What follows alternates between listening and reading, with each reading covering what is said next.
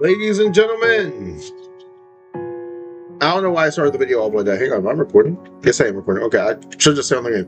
Get back on the game. Okay, Katawa Shoujo. I hope I'm saying that right. If I'm not, I'm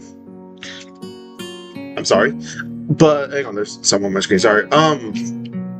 I saw Bijou Mike play this game, and I was like, I want to play that too. So it's on Steam. Found it on Steam, but let me stop yapping.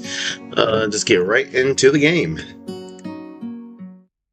It's a visual novel, so this might be a long series. Hang on. A light breeze causes the naked branches overhead to rattle like wooden wind chimes. This is a popular retreat for couples in the summer. The deciduous trees provide a beautiful green canopy, far out of sight of teachers and fellow students. But now, in late winter, it feels like I'm standing under a pile of kindling. I breathe into my cupped hands and rub them together fiercely. Furiously to prevent them from numbing in this cold. His how. I hope it's in hi how. I don't know. I hope it's in that right. Just how long am I expected to wait out here anyway? I'm sure the note said 4 o'clock p.m. Ah yes, the note slipped between the pages of my math book while I wasn't looking.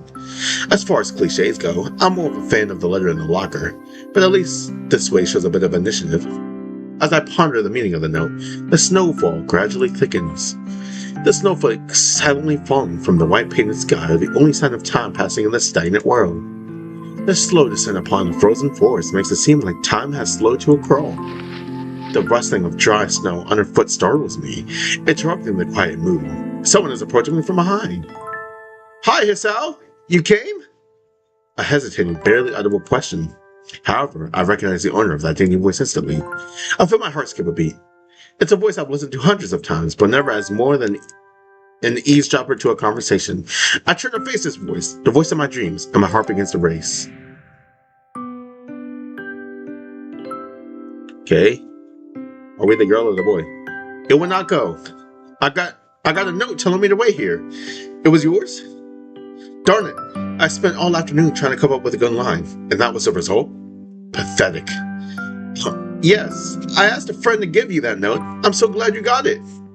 A shy, joyous smile that makes me so tense I couldn't move a single muscle even if I tried. Okay. What's happening?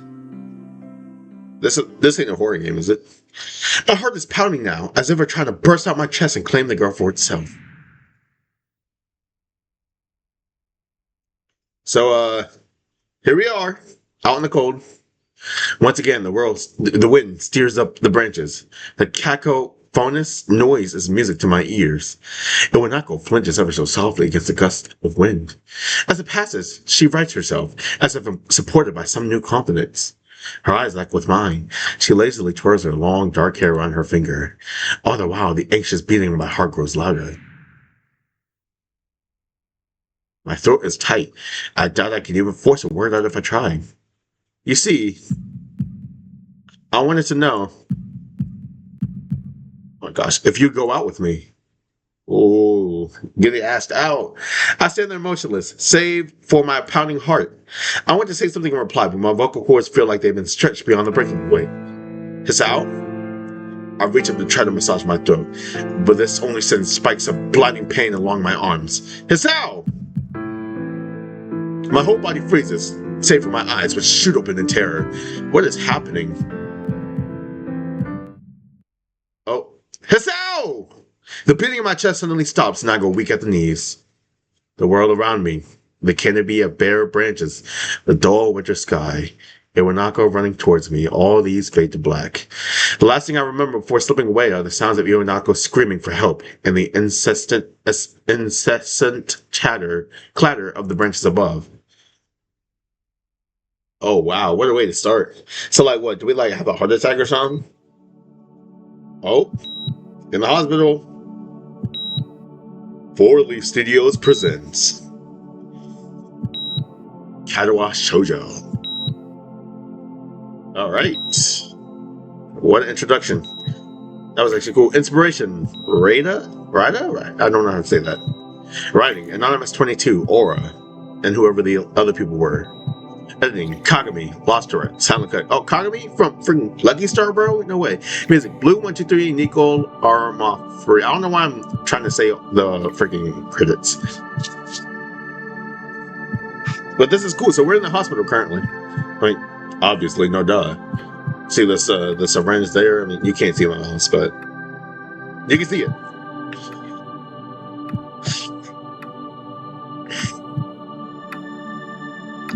Oh, this is cool, actually. During Delta.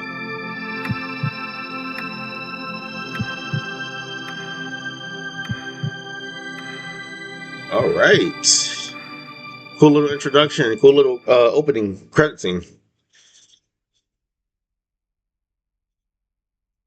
You can see the mouse now. Yay! It's been 4 months since my heart attack. I knew it. What? What happened? Oh, and that whole time I could probably count the times I've let and that whole time I could probably count the times I've left this hospital room unsupervised on one hand. 4 months is a pretty long time when you're left alone with your thoughts, so I've had plenty of time to come to terms with my situation. Arrhythmia. A strange word, a foreign, alien one that you don't want to be in the same room with.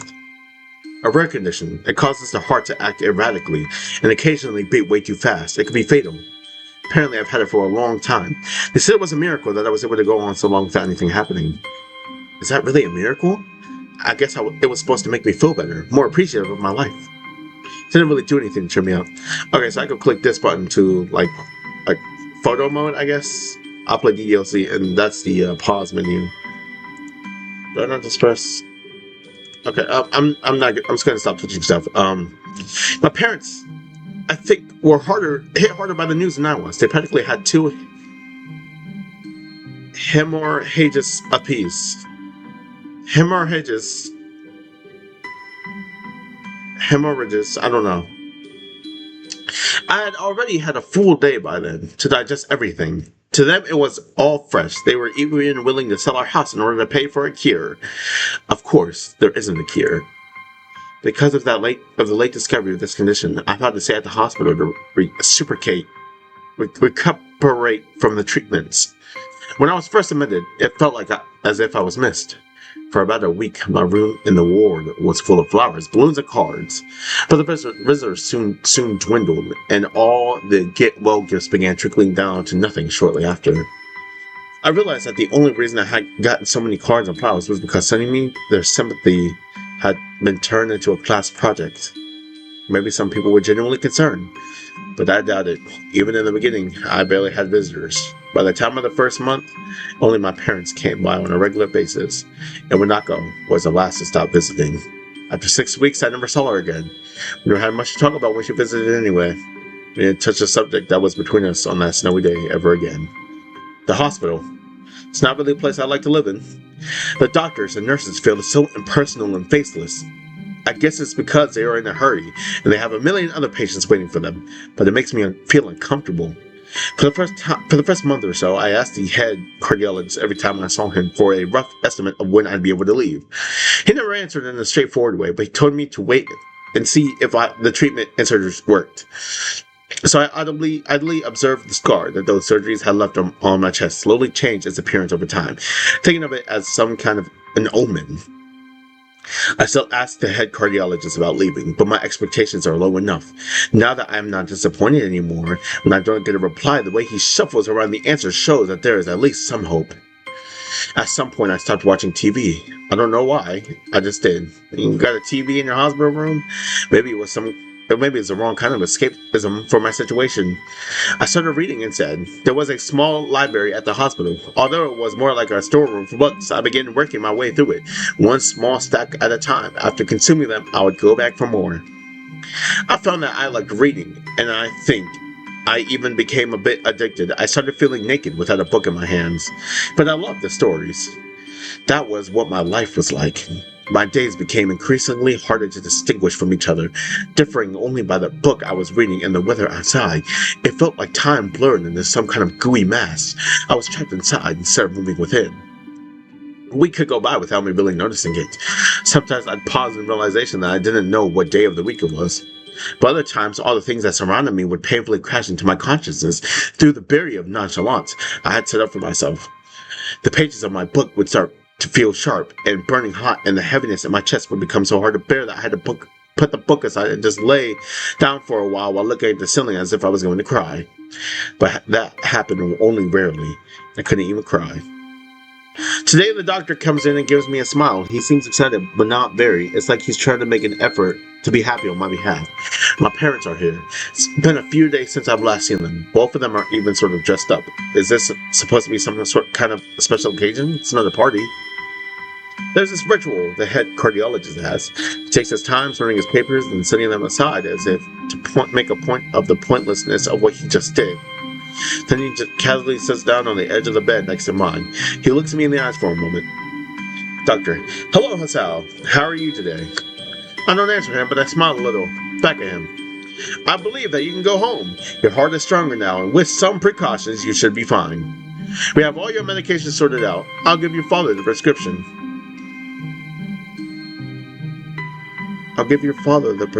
Yeah, okay. The doctor hands a sheet of paper to my dad, whose expression turns white as he reads it quickly. So many.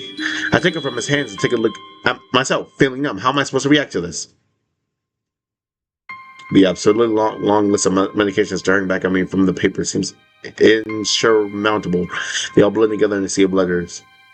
My gosh. 10-day, 48 hours. I'm trying to read some of these. Depression. This is insane.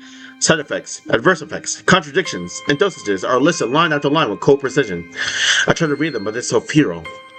I can't understand any of it. Attending to only makes me feel sicker. All this for the rest of my life, every day? I'm afraid that is the best we can do at this point. However, new medications are already being developed, so I wouldn't be surprised to see that list fade over years. Years? What kind of confidence booster is that? I'd have felt better if he hadn't said anything at all. Also, I've spoken with your parents, and we believe that it would be best if you don't return to your old school. What? Please calm down, Hasao. Listen to what the doctor has to say. Calm down? The way he says it tells me he knew full well that I wouldn't like it. Am I going to be homeschooled? Whatever my concern grows is ignored. We all understand that your education is paramount. However, I don't think that it's wise for you to be without supervision, at least not until we're sure that your medication is suitable. So I've spoken to your parents about a transfer. It's a school called Yamaku Academy that specializes in dealing with disabled students. Disabled? What? Am I? It has a 24-hour nursing staff, and it's only a few minutes from a highly regarded general hospital. The majority of students live on the campus. Think of it as a boarding school of sorts. It's designed to give students a degree of independence while keeping help nearby. Independence? It's a school for disabled kids. Don't try to disguise that fact. If it really was that free, there wouldn't be a 24-hour nursing staff, and you wouldn't make a hospital being nearby a selling point. Of course, that's still only a few want to go, but your mother and I aren't really able to homeschool you. We went out there and had to look for a couple weeks back. I think you like it. It looks like I really don't have a choice. Compared to other hot palms, people with your condition usually tend to live long lives. You'll need a job one day, and that's a good opportunity to continue your education. This isn't an opportunity. Don't call it an opportunity. Don't call it opportunity. Well, you should be excited at the chance. I hope later in the game we can actually make choices. Well, you should be excited at the chance to go back to school.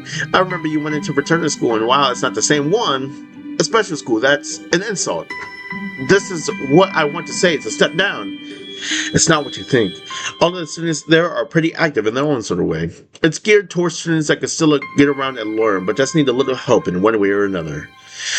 Your father's right, and many of the graduates of the school have gone on to do amazing things. A person doesn't have to be held back by their disability. Excuse me. Praise to that, doctor. One of my colleagues in another hospital is a graduate. I don't care. A person doesn't have to be held back by their disability. That's what a disability is. I really hate that something so important was decided for me. But what can I do about it? A normal life is out of the question now. It's funny. I had always thought my life was actually kind of boring. But now I miss it. I went to protest. I went to blame this lack of reaction or shock or fatigue. I could easily yell out something now. Something about how I can go back to school anyway. But no. I don't say anything. The fact is that I know it's futile. I look around the room, feeling very tired of all this. The hospital, doctors, my condition, everything. I don't see anything that would make me feel any different. There really isn't a choice. I know this, but the thought of going to a disabled school, what are those even like? As much as I try to put a positive spin on this, it's very difficult. But let me try. I'm clean slate isn't a bad thing. That is all I can think of to get me through this. At least I still have something, even if it's a special school. It's something, it's a fresh start, and my life isn't over. It would be a mistake to just resign myself to thinking that. At the very least, I try to see what my new life will look like. All right. What a scene. So now we're going to a school for disabled people. Oh. Act 1, life expectancy. Okay. I'm excited. Oh, finishing the prologue. Okay, we get achievements. The gate looked far too pompous for what it is. It looks like freaking, we're going to a very, like, rich school.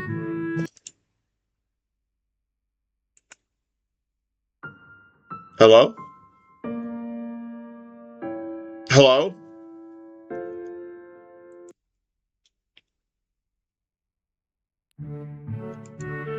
Okay. That was weird. In fact, gates in general seem to do that, but this one especially so. Red bricks, black wrought iron, and gray plaster someone into a hole that didn't feel welcoming at all. I wonder if it looked like what a gate for a school should look like, but couldn't really decide. Probably no. So are we gonna go like meet other disabled kids? I think that's cool, actually. Of course, I didn't want to get stuck on thinking about the game for too long, so I entered through it with a brick pace that felt surprisingly good. Moving forward feels good. So I walked towards the main building of Yamako Academy with this brisk pace. I'm alone, so my parents are taking myself to the dorms, and there's supposed to be someone waiting for me. The grounds are incredibly lush, full of green. It doesn't feel like the grounds a school would have. More like a park with a clean walkway going past trees and the smell of fresh cut grass and all other park-like things. Words like clean and hygienic pop into my mind. It makes me shudder. I shake them off. Stay open-minded now. It's your new life. You have to take it as it comes. That's what I tell myself. A few buildings loom behind the leafy canopies, too big and too many for just a school. Everything seems off. It's different from when I knew about schools. It's an uncanny valley, even though I was told this is my new school, in the back of my head it doesn't feel like one. I wonder if the feeling is real or caused by my expectations of a school for the disabled. This is a cool concept. This is a really cool game so far. Speaking of that, I don't see anyone else here. It's kind of eerie. Makes me wish there was somebody here so I could anchor myself to something tangible, instead of having this feeling that I sent into another dimension. The trees hum with the wind and the green hues flashing all around catch my attention. So we can think about hospitals again. How they say that the operating rooms are painted green because green is a calming color. I love green. Green is my favorite color. So how am I feeling so anxious despite all this greenery? Only after I stand in front of the haughty maiden looking, I surprised myself by realizing why the gate bothered me. It was the last chance I had to turn back, even if I had no life I could return to. But still, after entering, there was absolutely no way I could go back anymore. Feeling nervous and with this realization set in my head, I opened the front door. A tall man with bad posture notices me as I enter. We're the only person in this lobby, so it's only logical. Oh, shoot, tall man, you must be Nikki. Nakai. So you are. Excellent. I'm your homeroom and science teacher. My name is Muto. Welcome. We exchange a handshake that is neither firm nor sloppy, and he looks at my watch. The head nurse asked you for a brief check-in visit, but there's no time for that now. Oh, should I go later? Yes, afternoon is probably fine. We should get going and introduce you to the rest of the class. They're waiting already. Waiting for me? I don't really like being the center of attention, but I guess it's inevitable in a situation like this. Somehow not knowing what is waiting for me makes me feel really nervous. Taking to this, I almost missed what the teacher is saying. Do you want to introduce yourself to the class? We do get to make a choice. Yeah, of course. Yeah, sure, I mean, isn't that normal? Of course, but not everyone likes to be the center of attention. I'm probably one of those people, but I get, oh, shoot, I didn't, I'm probably one of those people, but I guess I should be the one to give the first impression of myself, right? But it's no problem. Okay. Let's go then. My heart is pounding in my chest and it keeps me thinking about my condition as I follow the teacher up the stairs. The third door down the third floor corridors marked as a classroom for class 3-3. Muto opens the door and enters. Freak is that painting? Good morning, everyone. Sorry I'm late again. I hesitate for a split second at the door, freezing on the spot. Get a grip. This is a big step, I know that. But there isn't any point to worrying so much about it, at least not this soon. I follow the teacher to the classroom and look around, partially so I won't have to meet the curious gazes of my new classmates. So these are the kids, the other students. I don't know what grade everybody's in. I'm guessing we're in high school. It's pretty spacious. The ceiling is unusually high, and there's lots of space left over around and between the desk. An entire wall taken up by blackboards on the high, old-fashioned windows only make it seem larger. The students' desks are just a standard wooden desk, with a shelf underneath for books and wooden chairs with metal frames. Simple and efficient. I start walking in front of the classroom and face the other students. They all look normal, like students in any other school. But then why would they be here? They're probably like me and have something wrong with them. Only it's just not immediately obvious. Then I notice that one of the girls seems to be missing the thumb of her right hand. It's a little jarring. Oh, shoot. Despite the natural tendency to listen when someone's talking about you, I tune out the teacher's speech halfway through while he introduces me to the class. Okay, so there's more kids over here. I'm trying to look. I'm guessing that desk is mine in the back, or that's the one I'm going to be going to. I notice a flash of dark hair and see that someone is looking at me. A girl with really long, straight hair that is pretty eye-catching. As she sees me looking back at her, she covers her face with her hands as if it will make her invisible. There's one boy with a cane leaning against the lockers at the rear of the class. It's weird seeing someone so young with a cane. Another girl seems to be making some weird hand motion sign language. She peers at me over the rims of her glasses. She then goes back to whatever she's doing. She's kind of cute. So the cheery-looking girl with pink hair sitting next to her. Okay, so these two I'm guessing. She's really hard to miss. I don't know how I didn't notice her the moment I walked in. Please welcome our new classmate. He claps his hand and so does everyone else, except one girl in the first row who has only one hand. I cringe a little by bowing and thanks for this applause I did not deserve. Gosh darn it, I gotta stop clicking too fast. A collective silence tells me that I should open my mouth now. So, I'm Hisao Nakai, and after that, my hobbies are reading and soccer. I hope to get along well with everyone, even though I'm a new student. And after that, I'm being so boring. This is exactly like every self-introduction ever. I should say something more exciting. I am saying nothing, and the teacher picks up from there. Everyone seems to be satisfied even with what little I said. Though a few girls are whispering to each other, throwing glances at me. It could have gone worse. I listen to the teacher as he drones about getting along while about letting my gaze sweep around the classroom. Everyone seems to be listening to him intently, and when he's done, they clap their hands again, which feels like a weird thing to do. The first row girl claps on this round with her one hand against her other wrist that ends in a bandaged stump. Makes me feel a little bad. Okay, so we have a girl with one hand. We're going to be doing some group work today, so that'll give you the chance to talk with everyone. Is it okay with you? Yeah, it's fine with me. That's good. You can work with Hakamichi. She's the class representative. She can explain anything you might want to know. And who else would be able to do that better, right? How could I know? The teacher passes out the day's assignments and announces that we will be working in groups of 3. Gosh dang, our first day and there's already assignments? Man, it hits me that I don't know who Hakamichi is. Slow. The teacher seems to catch my helpless expression. Oh right, Hakamichi is right there. Shuzane Hakamichi. Oh, so the pink hair girl. She got the Teto pigtails. As he calls out her name, the cute, bubbly-looking girl with bright pink and hair and gold eyes waves her hand at me. I take a seat next to her by the window. That's her. I'm bad at remembering names. Hey, I guess you're Hakamichi, right? It's nice to meet you. Ha ha ha. What? I'm caught off guard by her laughter. It's nice to meet you too, but I'm not Hakamichi. I'm Misha. This is Hakamichi Shishan. Oh, word.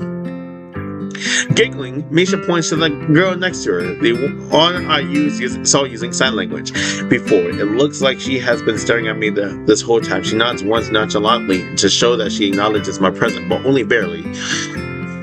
She has short yet carefully, neatly brushed hair, a pair of oval-shaped glasses balanced on the tip of her dainty nose, and blue eyes that seem to alternate every few seconds, bringing in a little bold and slightly bored. It's nice to meet you. She immediately looks at Misha, who smiles and makes a few quick gestures with her hands. Hakamichi nods and makes a few gestures of her own. I start to wonder if the teacher was messing with me, saying things like you'll be able to talk to people and who better to explain things to you. So I'm guessing that's Hakamichi, is mute, and this is Misha. I can see you're a little confused, right? Right? But I understand why you would think I was Shishan. Shishan is deaf. Oh, okay, she's deaf. Okay, so I'm the person who translates things back and forth for her. I'm like an interpreter. She says it's nice to meet you too. You're the new student, aren't you? Well, Shishan, of course he is. If he wasn't, he would have been standing up there for no reason, right? He seems like a very interesting person, doesn't he? We knew there was going to be a new student, but we didn't know you would be here today so soon, John, right? John? Yep, it fits, doesn't it? Did I say it out loud? It's just a surprise. I've never liked that nickname. I don't really see how. It fits. You look just like I imagined. Yeah, you look just like a Hichan. I wonder why everyone seems to think so. Hakamichi taps her fingers on the desk to get Misha's attention. They gesture back and forth to each other excitedly, their hands are blurred. Misha seems a little overwhelmed. Sorry about that. Shishan wants you to know that she's the class rep, so if there's anything you need to know, you can feel free to ask her. Do you like the school so far? We can show you around a little if you haven't had the time to walk around and familiarize yourself with it. Misha stumbles with the hard word a bit, making it stick out in her otherwise fluid translation. Thanks, that would be pretty helpful, yeah. I just kind of came straight to class today. That's no good. You should always try to learn as much as you can about where you're going before you go there. Not just for school either. Always, even if it's a trip to the convenience store. Really, Shishan? Learn about where you're going. I guess I didn't bother to do that, or just didn't care enough to do so. I didn't look forward to this, even if I committed myself to go along with it. But anyway, I don't say anything, and Misha signs something that ends in a shrug. What was that? It seems like it was about me. Excuse me, I feel like slumping over in my seat. Both of them are smiling, but that shrug hit me unexpectedly deep. You look down, are you okay? Hang on, give me 1 second. I got a notification. Don't take it the wrong way, please. I hate it when people are afraid to ask questions. That's how people learn, by asking. Asking for help is perfectly normal, as much as needing help. Stop looking like you just failed a test. Alright. And another thing, you don't have to call Shishan something so formal like Hakamichi or class rep all the time. Just call her Shishan. Okay, maybe that's too casual. Maybe Shizune would be more appropriate. Yep, Shizune is fine. Yeah, okay. That would be a lot easier for me. I feel a lot more at ease. Both of them seem so friendly, so I would feel like an idiot for being so apprehensive earlier. Especially about Shizune, who I assumed would be all a business. Well, she still seems like that, just less so, I guess. Huh? Oh, right, we haven't even touched the assignment. We should start work now, or Shishan will get mad. The assignment is also kind of long, so we should start now if we want to finish it before the end of class. Wahaha! That too! Shizune glares at the two of us impatiently. I don't need to know sign language to understand that. Okay, I get the message. After class, we can take a walk around the grounds together. It's a nice day today, okay? The assignment is actually very challenging to get through, combining aspects of being both difficult and unnecessarily long. So we finished it a few minutes earlier than anyone else in the class. Despite our late start, Shizune and Misha are really capable. They're quite different though. The class rep is as calm and professional as she looks, while Misha's a lot more playful and girlish, not to mention a little more easily distracted. To be honest, the two of them did most of the work. I feel guilty about that. The clock tower bells ring signaling the end of the period. Time for lunch. Without knowing what else to do, I follow Misha, who is beckoning me into the hallway and down the stairs. We descended even below the lobby where I met Muto, down to the bottom floor.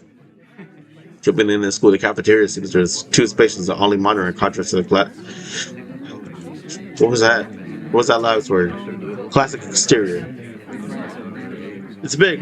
The windows open to the courtyard towards the main gate. It's the cafeteria! Her enthusiastic statement of the obvious makes people around us stare. Misha doesn't seem to care, so we proceed to the line. There's a rather long list of menu options, which seem great until I realize that many of them are combinations of these special diets.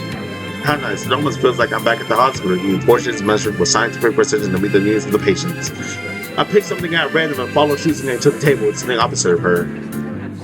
As I nibble indifferently at the food I'd rather not eat, Misha pokes me in the side to get my attention and points to Shoujo. I don't understand signs to the point escapes me. Maybe looking at the person who talks to you is proper and polite. Do you want to know something? What? About anything. We're your guys, so you should ask us if there is something. I wonder.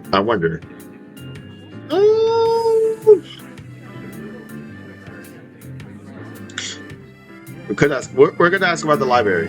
Oh yeah, is there a library in the school? Lately I've gotten into reading a lot, so I'd like to check it out. And she gives a kind of frown that makes it clear she doesn't consider reading a healthy hobby, but then picks up her smile again. There is. It's on the second floor. We can show it to you sometime. Thanks. For while the girls talk between themselves, Misha and Shoujo sign back and forth, very animatedly, throwing sideways glances at me, but Misha refused for translating. Maybe they were talking about single girl stuff or something. Quickly noticed the conversation sounded enough to fill a silence. We arrived in the classroom early, but we're not the first. The dark-haired girl I noticed before slumped over her desk at the last row. Oh my gosh. She get burned?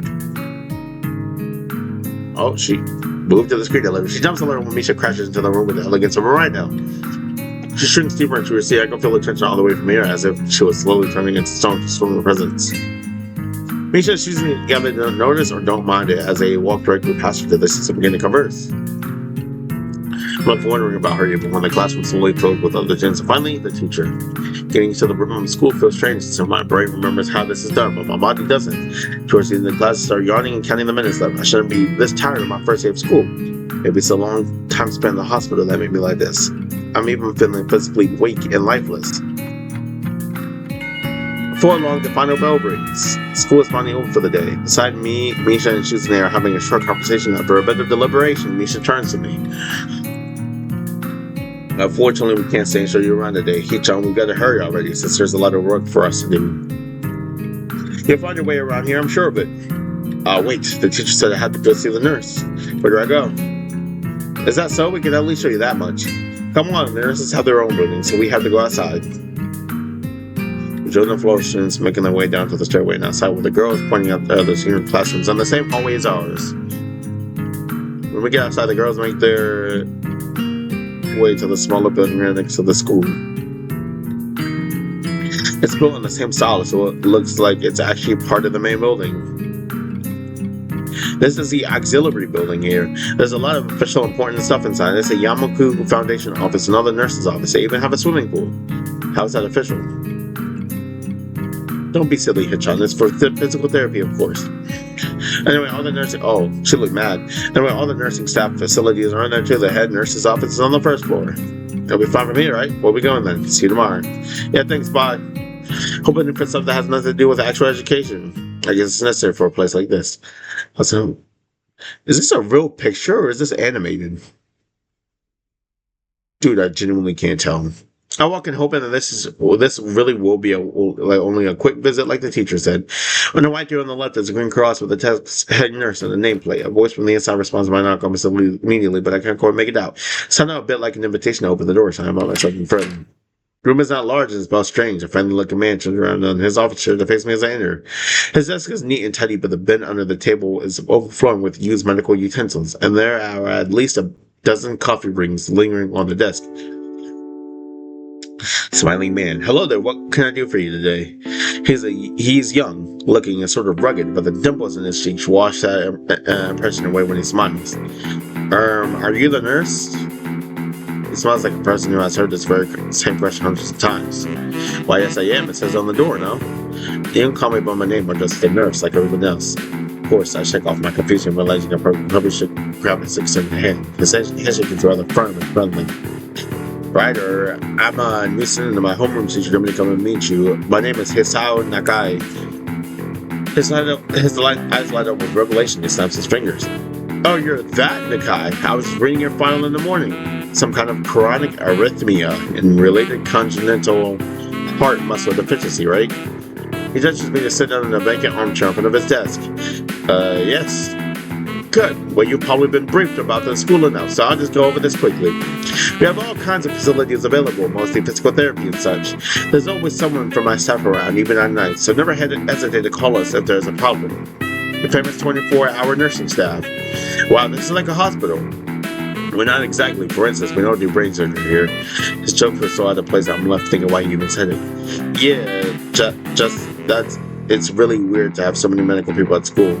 You'll get used to it. I'm not so sure of that myself, but I don't let the nurse know it. Now, let me find your file again. While he searches for something from his computer and shuffles stacks of papers around, I let my gaze wander around the room. And it's the epitome of generic, I like to say. Epitome. Beige walls and ceiling, dark gray laminate floors, and all the equipment you expect from a school nurse's office. Even the ridiculous educational posters are hanging on all four walls, reminding me to eat properly 3 times a day and from all the food groups. Smiling, the nurse draws a thick file from a stack of similarly thick files and opens it. So you already have medication for the arrhythmia. Just remember to take your pills every morning and evening, or there won't be much help. Apart from that, do you do any sports or rash stuff like, I don't know, boxing? He grins to his own joke, but I don't. Well, I played soccer occasionally with some classmates. Alright, I'm afraid I'm going to have to recommend you refrain from doing that, at least for the time being. Oh, my lack of reaction makes him raise an eyebrow, but really, I'm not too bothered by him forbidding me to kick a ball around. I guess I never did it out of a burning passion of the sport just to have something to do. Any kind of concussion might be very dangerous to your heart, and risking another attack is not a good idea. Was the previous one caused by a sudden concussion to the chest area? There was no mention of the cause in your papers. Not exactly. I says up the question acceptably, and he glances over at me over his papers with a more serious expression on his face. So you need to keep your body healthy, so no exercise will do you good. We have physical therapy and such availability, as I said, but I don't think you really need to have such heavy measures. Get some light exercise regularly, brisk walks, or even like jogging, jumping rope, that sort of thing. Swimming, maybe. There's a pool here. So I was told. You were? Very good. At any rate, I'm sure you've been told this before, you just need to take care and not to overexert yourself. He wags his finger to emphasize the point. Don't need, really, I've heard this 1,000 times already. Absolutely no unnecessary risks. Take care of yourself. Okay. He goes over my papers one more time and sets them on the desk, obviously content. Good, that's it. Come meet me if you ever need something. I mustered out before I even realized. A quick visit indeed. And I'm standing on the main building of the auxiliary building, although to my eyes they still look one and the same. For first look at the other students, so I watch people coming out of the school, going towards the gate or the dorms. Everyone seems to know where they're going. And I still keep thinking that most of them don't look too special for being students at a special school. Then again, neither do I. Does that make me one of them? One of us? I should go somewhere too to prevent me from getting lost. It's around dinner time, but I feel tired instead of hungry. The weariness in me only grows as I trudge towards the dorms, set a little way apart from the main building complex. There's a garden of sorts between the school and the dorms, strawberry flowers and the overbearing smell of fresh cut glass that fills the atmosphere. It dawns on my tired mind that my smell feels novel because I haven't been outside at all for so long. The dorm building is big. Is that freaking here? Yes, that is. The dorm building is big and made of red brick like the others. It feels way too pompous for what it is, so I push forward, going inside. I'm guessing that's Japanese or Chinese. It takes more time than necessary to finish out the key I was given from my pocket. Room 119. Despite the ornate exterior, the inside of my dorm is fairly new, functional, and boring. Just like in the main hall, the halls and doors are wide to accommodate wheelchairs. That same goes for the elevators and the hallways. I poke my head around the corner of the red common door. Inside, a few students are watching the television, and one nods and gives a quick hello before turning back to the TV. Seems that only the girls around here are sociable. I suppose that's perfectly fine with me. I climb the stairs to the upper floor. Here, small corridors branch off from the main hallway. Each of these minor halls seem to have a toilet and shower as well as 4 rooms. About halfway down the hallway, I spy room 119. With the nameplates on the room, or 119, the nameplates on the room adjacent to mine are blank. I guess there are just 2 of us here. I shines from the below of the room 117, so I knock lightly. Hello, is anyone home? From inside, I hear a few movements and the clicking of away that more locks than I thought these doors had. After a moment, the door squeaks open. A bespectacled boy is standing in the doorway. He is looking at me very intently through his extremely thick glasses. Who is it? Blind? No, at least not completely. Well, you have eyeglasses if he was. It's close to me until I learn something, trusting his breath stinks of garlic. Sir Nakai, I'm moving into the next room. I thought I'd introduce my face suddenly brightens a realization as he stands back upright, thrusting his hand out and smiling greeting almost straight to my diaphragm. Oh, sup, dude? Name's Kenji. Hi. I take Kenji's sweaty hand and shake it still a little rattled by the sudden change of attitude and vehement welcome. There were some suspicious-looking people going in and out of your room earlier. It was probably my parents. Your parents? You sure? Because they could have been some other people too. You can't judge a book by its cover. His out-of-place proverb is left hanging between his eyelids. They're trying to think of some way to respond. I'd say the chances are high enough. He tries to make some exaggerated hand gestures. You're a brave man, Isao. Me, I don't think I could trust the chances. The only one I trust is myself. Does that mean I shouldn't get to know you either? Think about this for a while. A wise decision. Darn, you're smarter than you look. Probably. What do you even look like? I hope not smart. He squares his eyes and leans closer again, but I lean backwards to dodge it. Never mind, it doesn't matter. He turns fumbles around for a moment, sits to the door and shuts the door behind him. And so he was blind? Cat? I set the key into the lock of the door marked 119 Black bleak beige walls, a white linen, and a desk made of some type of light wood, ugly curtains. It's no one's room, impersonal like my hospital room was.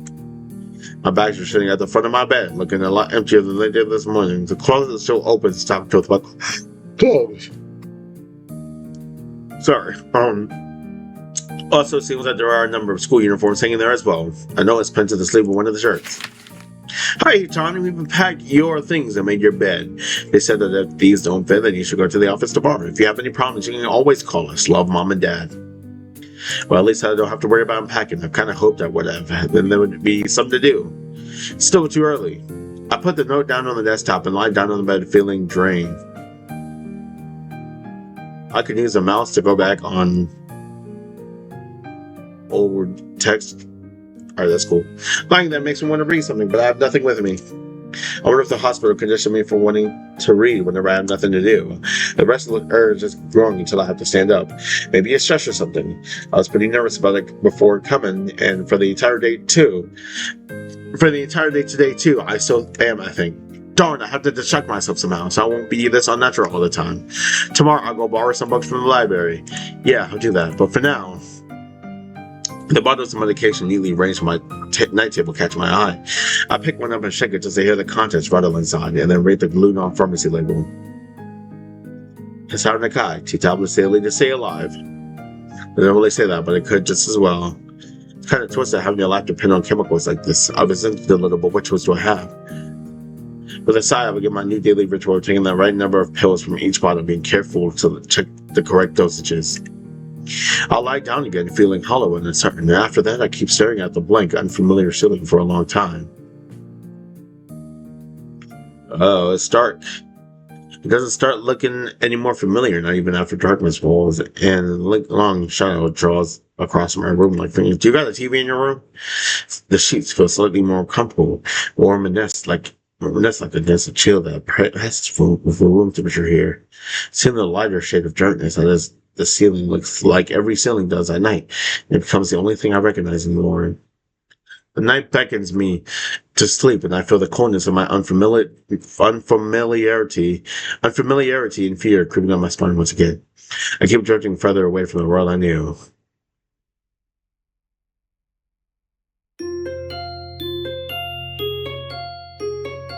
Katawa Shoujo.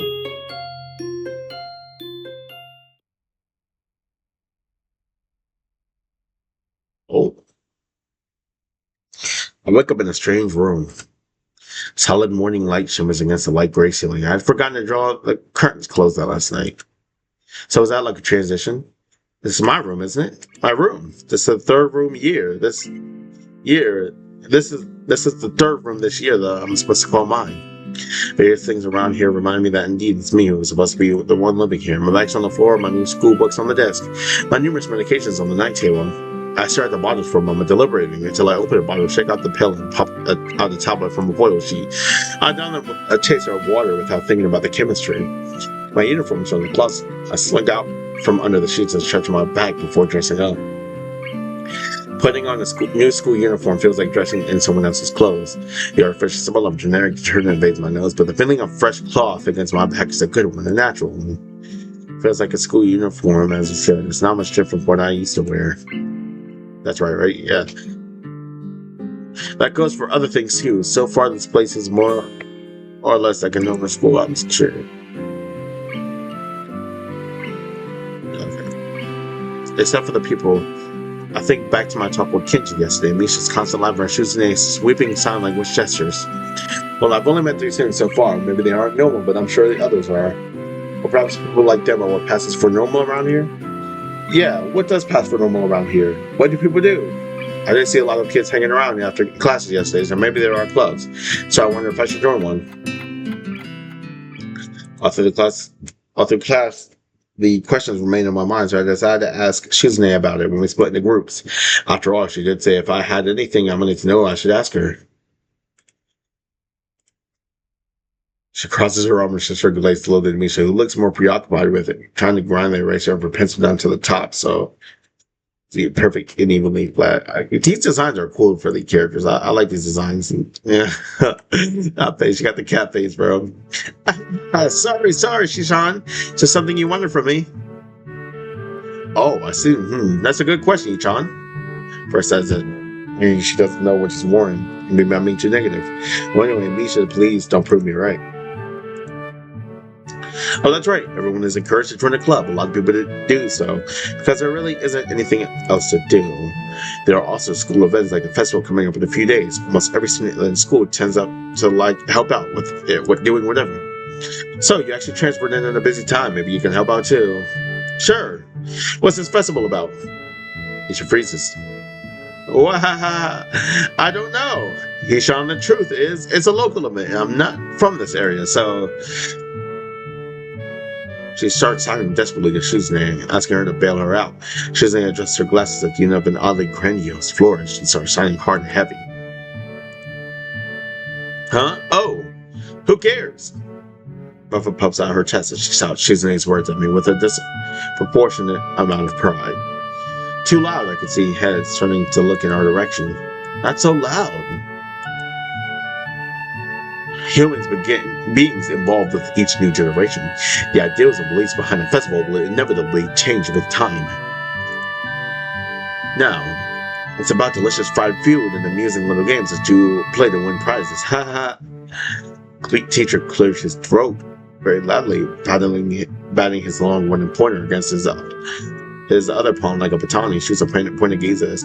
I'm not sure who I want to do I have a favorite character? If I did, it's one of these two. I'm kind of her. I'm gonna say I have no favorite character for that because I want to Apparently, these two and Kenji aren't the only characters in this game. Finally, noticing where we are, Misha stifles a yelp and quickly quiets down. Shizune doesn't seem embarrassed at all, though, brushing it off without a care. We are in the middle of class and should start working. That's right, Shishan. What?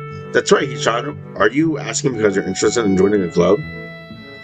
Could have been my eyes playing tricks on me, but I think I saw a suspicious glance exchange between them. Misha's tone has also changed, although it does every word anyway. Look at this face, though. I like this face. Yeah, I was thinking about it. Misha and Shoujo look at each other again. I'm about to ask what they have in mind when something dark flutters in my peripheral vision, catching my attention. In the corner of my eye, I see the girl with long, dark hair get up from her desk and slip silently towards the door. It doesn't seem like she was working in any group, and no one seems to notice her but me. I glance at the teacher, who was also looking at the dark-haired girl go. Why doesn't he say anything? Hishan, is something wrong? Do I look as uneasy as I feel? Or is Misha just looking at me and looking after the girl who left? No, nothing. She's happy. Shizune's happy. Okay, well, like we were asking you, you don't have any plans for lunch today, do you? I thought I would go to the library and pick up some books. Not really. Do you want to have lunch together then? Sure. Yay! Wahaha! Okay, Hichan, perfect. The rest of class passes uneventfully. The girl with the long hair never comes back.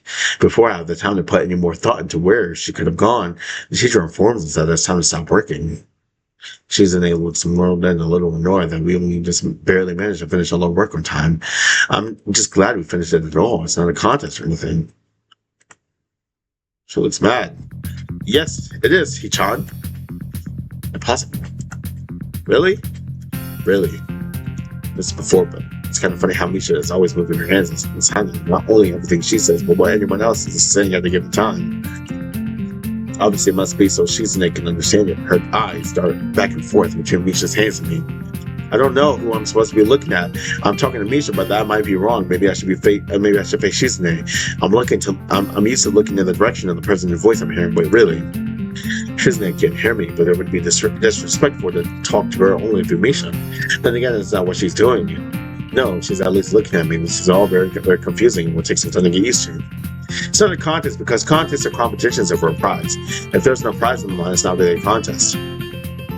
Shizune's eyes flash changeously with a competitive glare. She stares at me as if surprised that I'm challenging her. I think this is a contest to her. I never noticed how dark and blue her eyes are. It's truly an alluring gaze.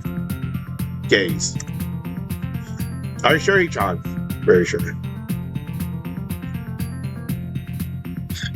Haha, you're wrong, Hichan, because I don't want to be the slowest one in the class. Therefore, what's on the line is my confidence in my abilities.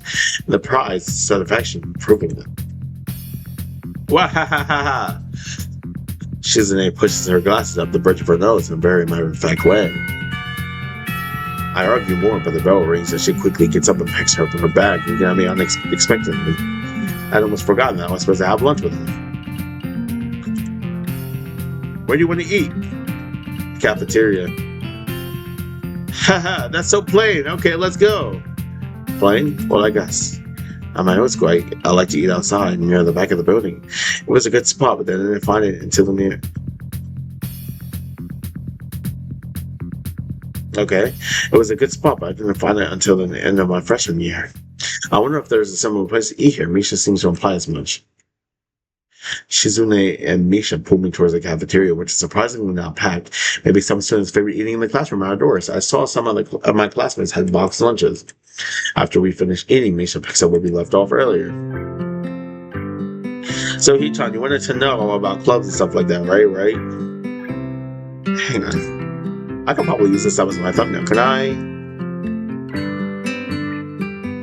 I don't want to press the button. I don't know what's going to happen. Yeah, let's press the button. I did not mean to do that. Okay, I did not want to do that. Get back on the game. Screenshot it. Bro, alright. I'm really trying to take a screenshot here. I want this as the thumbnail, but whatever. So you're trying to know about clubs and stuff, right? Yeah. That's even better thumbnail. This is the problem with doing thumbnails. I don't know what I put as a thumbnail, and I can't even get the thumbnail. Oh wait, what did I say? Right, Hichan? Okay, I guess it only makes sense to ask first. She leaned on to confirmation that turned to face me again, and Misha changed her posture as if she is about to deliver a speech. Hichan, do you have anything you're really interested in? Let's talk, but I'm not really into it. I don't follow the teams of players or anything like that. As of late, I usually just read a lot. There is a blood club, right? Hichan, right? But it seems like they're all members it can possibly have right now. Sorry, Hichan, it's a really popular club. Okay, but more to the point, John, does this mean that you don't have anything already in mind? Not really. Good, great, that's great, Hichan, really great. Haha, wahaha. Why is it so great? No reason. She's about to ask for something. Well, Hichan, other than clubs and the April Festival, there is one other thing. Student council. I see, I didn't know this school had a student council. That's a very melodramatic setup. They're just to tell me that. Pretty sure the two of them know this, because Shizune looks a little embarrassed about it. Misha's laughing. Shizune quickly retakes control of the discussion and manner of speaking. After all, it's still Misha who has a voice, whatever she says. Haha, right, Hichan. Maybe you should join the student council. They could use more people. Yes, definitely. You should definitely join. Why? Well, for one, we can hang out every day. Hichan and I are both in the student council. Actually, Hichan is the president. starting to get the suspicion that Shizune and Misha might not be the most unbiased people to talk about this. As if reading my mind, Shizune quickly adjusts her glasses and signs something to Misha. Haha, of course we're not trying to get you to join just because we would obviously benefit from you joining the student council and therefore having an incentive to try and get you to. So you're admitting that... Haha, no, we admit nothing. I mean, Hichan, of course it would be nice if you would join. We'd appreciate it. But even without all that, joining the student council shows a healthy interest in the workings of one school. Yep, it's true, Hichan. Besides, don't you want to spend time with us after school, Hichan? I can't tell if she's being generous or if this is just really good acting. Both of them seem to be trying hard to look their cutest, although they are already pretty cute to begin with. Well, so is none of them. Welcome to the student council, John. What? No! Aw, see, John, of course I'm going to go so easily. Yeah, that's right, though. It would be boring if it went that smoothly. Oh well, John knows we can't now. You were betting on it? Hey, my life is not a game here. Intrigued by this, when Misha signs it to her, the aggressive gleam returns to her eyes. Wahaha, that's interesting, Hichan. Let's play a game. It's not what I said. How about rich man, poor man, Hichan? If you lose, you have to join the student council. No, absolutely not. Oh, why not? Well, because you two have the same incentive. We're there for the same goal, which is to get me to join the student council, right? Yep. Yeah, those are my goals. What this means is that both of you can team up and I'll be at a clear disadvantage, so I'll have to decline. Hey, John, I'm very offended. Are you saying you don't trust us and that we would pull something so disingenuous? That makes me sad. Sorry. So to tell where she's influence ends and Misha's thought begins. In order to atone for hurting a young girl's feelings, she's definitely join the student council. How about the game of paper football instead of rich man, poor man? Paper football? Yeah, it's a game where they play in America. You make a paper triangle and then you try to shoot it past the goalpost that the other players make with their fingers. Isn't it cool? It's the ultimate form of competition between two people, Hichan. It's also played by elementary and middle school children, Hichan. That means it's a game that really separates the boys from the men. Unlike the boys from the slightly older boys. Anyway, I'm not going to play that either. Just the fact that you know about it means you're probably surprisingly good at it. Haha, yeah, that's true. How did you know, Hichan? She's named frowns at me, she's telling me that she probably wasn't supposed to admit that so readily. I wouldn't say that I'm happy with their attempts to get me into the student council, but I'm a little surprised about what the student council does here. I've never been on one before, or even know anybody who was a member, so it interests me. I still kind of like she's under Misha, so maybe it wouldn't be so bad. Okay, Hichan, how about Risk, the game of world domination? I don't know what that is. It's really fun, Hichan. You fight for the control of the world. Ain't that a board game? The armies and everything. Just like Shizune would be good at it. If you were to play, we could play after school. Oh, really, Hichan? We can play just fun, Hichan. Hichan hasn't played in a long time, so if you want to, there's no strings attached. Well, okay. Okay, perfect. We'll see you after school in the student council room then, Hichan. Wait, why there? Because that's where we keep the game. Wahaha!